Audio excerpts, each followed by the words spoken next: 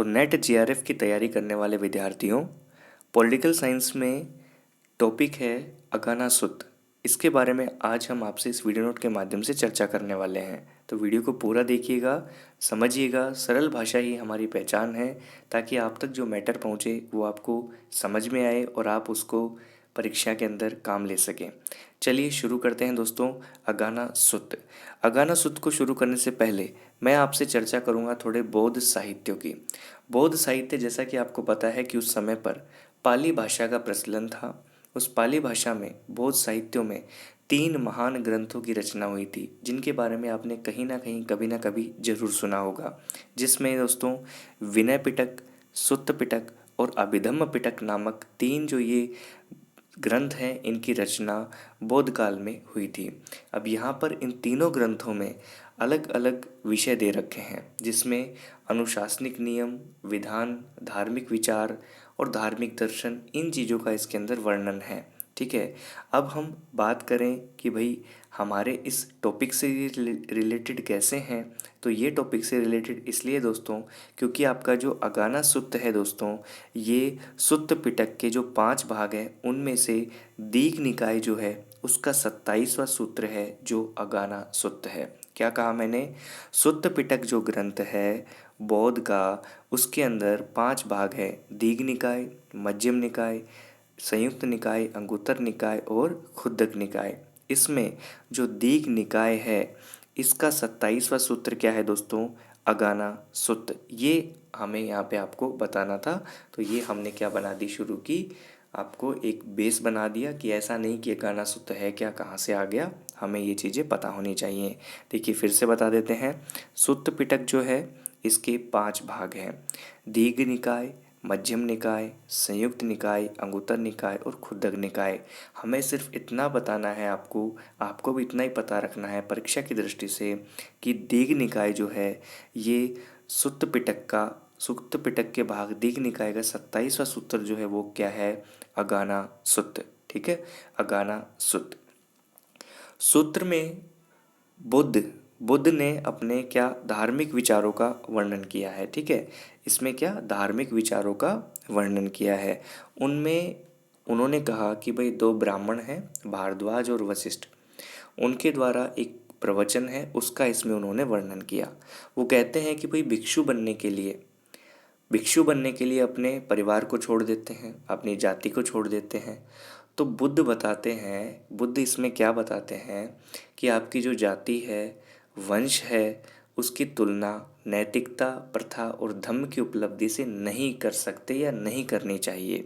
ठीक है, क्योंकि जितनी भी जातियां हैं उसमें कोई भी साधु बन सकता है, कोई भी साधु बन सकता है। उसमें ऐसा नहीं है कि जातियों में कोई ऐसी अंतर कर रखा हो, विभिन्नता कर रखा हो कि इस जाति का तो साधु बन सकता है, इसका नहीं बन सकता। तो इसमें ऐसी कोई भी बात नहीं की गई है। तो सभी जातियाँ इसमें शामिल हैं। और बुद्ध जिन बातों पर जोर देते हैं, हम उनको आपको इन पॉइंट्स के जरिए बताते जाएंगे, ताकि आप इनको अच्छे से समझ जाएं। तो देखिए दोस्तों, ये जो ग्रंथ हैं विनय पिटक, सुत्त पिटक और अभिधम्म पिटक, इनमें अनुशासन, नियम, धार्मिक विचार और दर्शन का वर्णन दिया गया है। ये मैंने आपको अभी बता दिया। ठीक है। अब यहाँ पर जो मुख्य बातें हैं अगाना सुत्त की, मैं सिर्फ इनको यहाँ यही पॉइंट आपको हाईलाइट करके बता रहा हूँ। तो बुद्ध द्वारा वर्णन, जिसमें पृथ्वी की शुरुआत और सामाजिक व्यवस्था पर चर्चा की गई है। इसमें अगाना सुत्त की जो हम एक कह सकते हैं, जो इसका मैटर है सब्जेक्ट का, इसमें हम देखें तो इसमें बुद्ध क्या करते हैं कि पृथ्वी की शुरुआत की बात करते हैं और सामाजिक व्यवस्था की चर्चा करते हैं। अब इस सामाजिक व्यवस्था में बुद्ध कहते हैं कि जो लोग थे और एक राजा लोग थे और राजा, इनके बीच में अपने अपने विशिष्ट कार्य करने की सहमति हुई। और इसके बाद में लोग क्या हुए? राजा की आज्ञा मानने लगे। ठीक है, राजा की आज्ञा मानने लगे। तो यहाँ पर ये सामाजिक समझौते के रूप में बात करते हैं कि जो राज्य की उत्पत्ति हुई वो किस रूप में हुई? राज्य की उत्पत्ति हुई वो सामाजिक समझौते के रूप में ही, कि लोगों ने एक राजा चुना। वो राजा, ऐसा राजा चुना जाता था दोस्तों जिसको जो सुख देने वाला हो, सक्षम हो, जो भी गलत काम करे उसको दंड दे, लोगों के लिए उसकी हिस्सेदारी हो। ठीक है, तो सर्वश्रेष्ठ जो प्रकार का हो व्यक्ति उसको राजा चुनते थे, ऐसे व्यक्ति को राजा चुनता था, लोग चुनते थे। तो राजा चुनने के बाद में उसकी बातें, उसकी आज्ञा लोग मानने के लिए बाध्य होते थे। तो यहाँ पर ये राज्य की उत्पत्ति को सामाजिक समझौते के साथ बताते हैं, कौन? बुद्ध बताते हैं। ठीक है, इस अगाना सूत्र में ये सारी बातें बताई गई हैं जो मैं आपको बिल्कुल सरल भाषा में, सरल मैटर के साथ आपके सामने प्रस्तुत कर रहा हूँ। वीडियो पसंद आता है तो शेयर भी करना है और लाइक करके तो जाना ही है। धम्म की सार्वभौमिकता पर ये जोर देते हैं। अगाना सूत्र की बात करें हम तो इसमें धम्म की सार्वभौमिकता पर जोर देते हैं। जैसे मैंने आपको अभी शुरू में बताया था कि जो जो भी भिक्षु बनेगा वो, उसके लिए ऐसी कोई जाति वाति कोई बंधन नहीं है, किसी भी जाति का भिक्षु बन सकता है, इसमें सभी जातियां शामिल हैं। तो सार्वभौमिकता पर वो जोर देते हैं और कहते हैं कि सभी चीज़ों में सर्वश्रेष्ठ है। क्या सर्वश्रेष्ठ है दोस्तों? धम्म सभी चीज़ों में सर्वश्रेष्ठ है। धम्म सभी चीज़ों में सर्वश्रेष्ठ है और इसकी सार्वभौमिकता पर ये जोर देते हैं। ये वाला पॉइंट कवर हो गया कि राज्य की उत्पत्ति सामाजिक समझौता, ये बताता है कि राज्य की उत्पत्ति कैसे हुई, सामाजिक समझौते के माध्यम से हुई और लोगों ने जो राजा चुना, जिसका चयन किया, उसमें जो गुण थे वो सर्वश्रेष्ठ प्रकृति के थे। ठीक है, अब नेक्स्ट पॉइंट देखिए, बुद्ध द्वारा समाज की उत्पत्ति प्रक्रिया नैतिक गिरावट मानी गई। तो बुद्ध के द्वारा समाज की जो उत्पत्ति प्रक्रिया है उसमें नैतिक गिरावट को इसने माना। कैसे माना उसको हम यहाँ पर समझ सकते हैं। देखो, बुद्ध कहते हैं कि भाई जो भी जितनी भी मानव समाज की उत्पत्ति हुई, अगाना सूत्र में बुद्ध कहते हैं कि मानव समाज की जैसे उत्पत्ति हुई उसमें उसको नैतिक गिरावट के रूप में बुद्ध वर्णित करते हैं। किसमें? अगाना सूत्र में। ठीक है, वो कहते थे कि जो पूरा विश्व है, जो पूरा विश्व है, पूरा विश्व है, ये पूरा विश्व एक एक विकास चक्र की प्रारंभिक अवस्था में आदर्श परिस्थितियों में था। ठीक है, फिर धीरे धीरे क्या हुई, उसके अंदर कमी आती गई, धीरे धीरे उसके अंदर क्या आती गई, कमी आती गई। ठीक है, ये कहते हैं कि नैतिक गिरावट उन्होंने माना। नेक्स्ट देखिए, लालच व जुनून मनुष्य के अस्तित्व में परिवर्तन लाता है। ये बुद्ध ने बताया कि भाई वास्तविक राज्य की स्थापना होने पर जो प्राणी थे, जो मनुष्य थे, जो लोग थे, वो किस में आ गए? लालच में आ गए। किस में आ गए? लालच में आ गए। जैसे ही वास्तविक राज्य स्थापित हुआ, लोग लालच में आ गए। ठीक है, जहाँ पर लालच में फंसते ही शारीरिक बनावट का अंतर, सामाजिक और व्यक्तिगत श्रेष्ठता की भावना उनके अंदर उभरने लगी, दिखने लगी। शारीरिक बनावट के आधार पर सामाजिक और व्यक्तिगत श्रेष्ठता, एक दूसरे से श्रेष्ठ होने की भावना उनके अंदर दिखने लगी। ठीक है, तो यहाँ पर हम कहें तो बुद्ध कहते हैं कि भाई शारीरिक बनावट का आधार, श्रेष्ठता और हीनता का जो आधार बना वो एक अभिशाप है। वो क्या है? एक अभिशाप है। समाज के लिए वो एक कुरीति है, जहर है, ये कह देते हैं। ठीक है, शारीरिक बनावट ऊपरी दिखावे को दर्शाते हैं, जिसके कारण यह भौतिक जीवन अत्यंत कठिन बना हुआ है, ये कहते हैं। और फिर शारीरिक बनावट के साथ क्या होता है, हमारे अंदर भेद उत्पन्न होते हैं, लिंग भेद उत्पन्न होते हैं और फिर वासना संबंधित बुराइयों का जन्म हो जाता है। ठीक है, तो लालच और जुनून मनुष्य के अस्तित्व में परिवर्तन लेकर आता है, ये कौन कहते हैं? बुद्ध कहते हैं। ठीक है, नेक्स्ट हम बात करें तो यहाँ पर राजा का मुख्य कार्य सामाजिक व्यवस्था को संरक्षित करने का है। देखो, यहाँ पर बुद्ध इसमें अगाना सूत्र में बताते हैं कि जो राजा का जो कार्य होता है वो ऐसी सामाजिक व्यवस्था जिसका वो संरक्षण करे, जिसमें धम्म के आधार पर व्यक्तियों की, परिवार की रक्षा होती है, इसकी वो बात करते हैं। अब इसमें खास बात क्या है?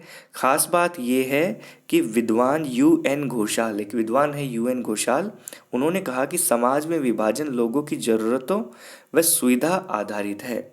देखो, अगाना सूत्र में जो बताया गया, जो समाज है, जो सामाजिक व्यवस्था है, उसमें विभाजन है, लेकिन वहाँ पर लोगों की आवश्यकता या ज़रूरतें और सुविधा के आधार पर आधारित है, ना कि जाति प्रथा के आधार पर, ना कि जाति प्रथा के आधार पर। तो इस व्यवस्था को देखें तो अगाना सुत्त ने सामाजिक व्यवस्था में दैवी निर्माण का जो सिद्धांत है उसको चुनौती दे डाली थी, उसको चुनौती दे डाली थी। ब्राह्मणवादी राजा सामाजिक व्यवस्था में वर्ण व्यवस्था को बनाए रखता है, लेकिन यहाँ पर जो अगाना सुत्त में हमने बताया, इसमें जो बंटवारा होता है, समाज में विभाजन होता है, वो लोगों की ज़रूरत और सुविधा के आधार पर होता है, ना कि जाति और वर्ण के आधार पर।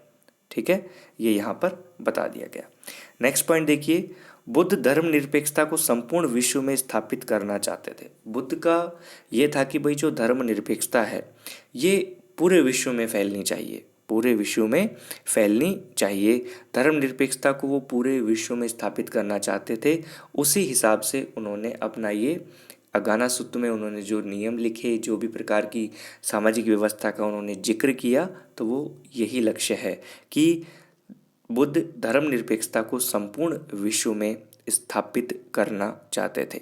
ठीक है जी, तो ये बात हमें यहाँ तक समझ में आ गई कि इतना कोई मुश्किल पॉइंट नहीं है ये, और इसमें से कोई प्रश्न बने भी ना भी बने इसकी भी संभावना कम है, लेकिन यहाँ पे हमें इसकी जानकारी जरूर होनी चाहिए। ठीक, तो नेक्स्ट देखिए, शासन में बुद्धवादी या बौद्धवादी दर्शन संप्रभुता के 7 प्रतीक अगाना सुत्त के अंतर्गत बताए गए हैं। शासन बौद्धवादी दर्शन में संप्रभुता के 7 प्रतीकों से संबंधित है, वो यहाँ पर इन्होंने बताए हैं। ये भी कहते हैं कि जो मनुष्य है वो मूलतः मन के द्वारा बना हुआ है, जिसमें सभी बुराइयां हैं भाई, इच्छाएं हमारी, लालच हमारे, घमंड हमारे, वासना हमारी, चोरी हम करते, ये सारी समाहित हैं। तो मनुष्य मन द्वारा निर्मित है, ये बौद्ध दृष्टिकोण से बताया गया है। ठीक है, अब जो ये 7 प्रतीक हैं, शासन में बौद्धवादी दर्शन में संप्रभुता के 7 प्रतीक जो बताए गए हैं उनको एक बार हमें देख लेना चाहिए। ठीक है, रत्न का मतलब यहाँ पर खजाने से लिया गया है, जिसमें चक्का रत्न, ठीक है, संप्रभुता का जो चक्र है उसकी बात की गई है। हाथी रत्न या हाथी खजाना, इस पे राज्य पर नियंत्रण के साधनों की बात की गई है। अश्व रत्न कह सकते हैं जिसे, ये जो है इस पर राज्य के नियंत्रण के साधन की बात की गई है। परिणायक रत्न जो है यहाँ पर राज्य के नियंत्रण का साधन ही है ये। इत्थि रत्न जो है ये नियंत्रण का आधार है, और मणि रत्न जो है ये भी नियंत्रण का आधार है, और गृहपति रत्न जो है दोस्तों ये भी नियंत्रण का आधार है। गृहपति रत्न में आपको लोक और प्रशासन के खजाने का शब्द भी मिल सकता है। ठीक है, लोक और प्रशासन के खजाने का शब्द। तो राजा की जो संप्रभुता है वो 7 घटकों के ऊपर आधारित है, इसमें ऐसा समझाया गया है, जिसमें चक्का रत्न, हाथी रत्न, अश्व रत्न, परिणायक रत्न, इत्थि रत्न, मणि रत्न और गृहपति रत्न, इन पॉइंट्स को हमें ध्यान में रखना है जो आपके अगाना सुत्त से संबंधित है। ठीक है, तो जितनी भी हाईलाइट बातें थी हमने इसमें आपके सामने रख दी हैं। चलते चलते 2-4 बातें और बता देते हैं। अब जो ये सात जो ये प्रतीक हैं, 7 जो ये प्रतीक हैं, इनको मुख्यतः दोस्तों 3 विचारों के अंतर्गत समझाया जा सकता है। कितने विचारों में? 3 विचारों में समझाया जा सकता है। पहला है जो चक्र है या चक्का है, जो शक्ति या संप्रभुता का प्रतिनिधित्व करता है। ठीक है, शासित क्षेत्र पर नियंत्रण प्रतीक हाथी करता है, अश्व करता है, और यहाँ पर हम कहें तो जो परिणायक है या जिसे हम पार्षद कह सकते हैं ये करते हैं। ठीक है, फिर नियंत्रण का आधार यदि हम देखें तो नियंत्रण के आधार में हमने देखा था इत्थि रत्न, मणि रत्न और गृहपति रत्न। तो ये नियंत्रण के आधार को समझाते हैं कि राजनीतिक व्यवस्था में किस प्रकार से नियंत्रण हो सकता है। व्यक्ति और समाज में सुधार के लिए कुछ जो सामान्य सिद्धांत, जो नियम अपनाए जाएंगे, जिनके माध्यम से अधिक मानवतावाद की ओर बढ़े, प्रजा का कल्याण हो, संसाधनों के अधिक और समान बंटवारे के निर्देशित किए जा सकें, इस प्रकार की बात इसमें बताई गई है। ठीक है, तो दोस्तों, ये आपका अगाना सूत्र है जिसके बारे में हमने आपसे यहाँ पे बातचीत की है, पॉइंट्स आपको बताए हैं। अब ये टॉपिक आप किसी भी किताब में से, गाइड में से यदि पढ़ेंगे तो आपको बहुत सारी चीज़ें चुटकियों में क्लियर हो जाएंगी। तो दोस्तों, ये हमारा प्रयास आपको कैसा लगा? वीडियो को लाइक कर दीजिए, चैनल पर पहली बार आए हैं तो सब्सक्राइब कर दीजिए और अपने हर ग्रुप में इसे आप शेयर भी कर दीजिए, खास करके राजनीति विज्ञान के विद्यार्थियों के साथ में जो नेट परीक्षा में इंटरेस्टेड है। Thank you so much.